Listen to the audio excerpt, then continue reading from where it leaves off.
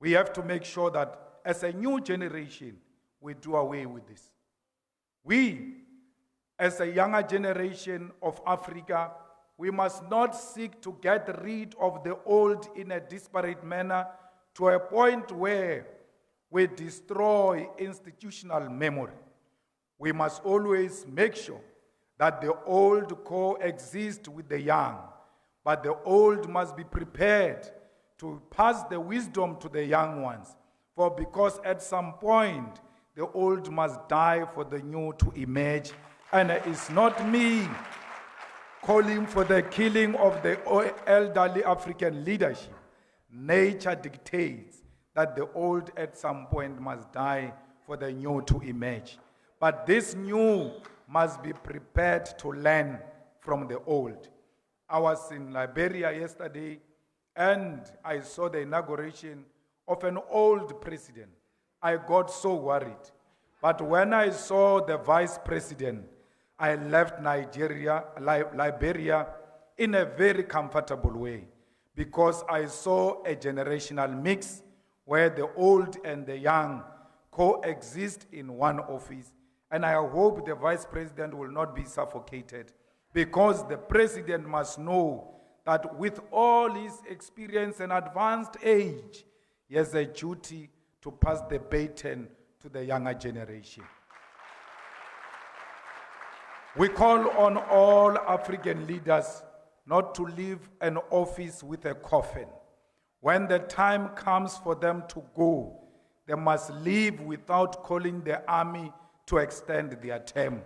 No one is born a leader.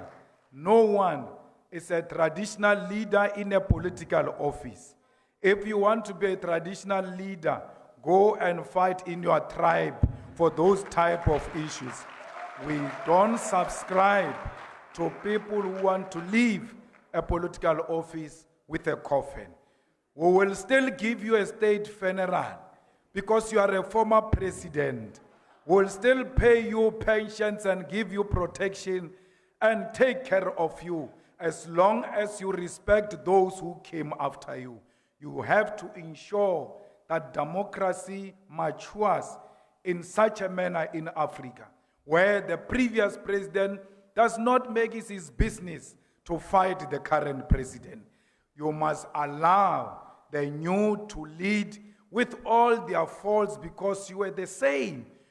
It doesn't mean you are perfect. The young ones who are coming after you will challenge the current one. No African leader who is on retirement should lead from the grave. They must all be like all other progressive former presidents who are statesmen at home, waiting for courtesy visits and consultation and attending to honor state functions. Those are the duties of former presidents because Africa must be stable. Africa must go through democracy at all times. And elections in Africa should never mean the blood on the floor. We Africans must hate seeing our own blood. We must always protect each other because we love ourselves so much that we don't want to see our own blood.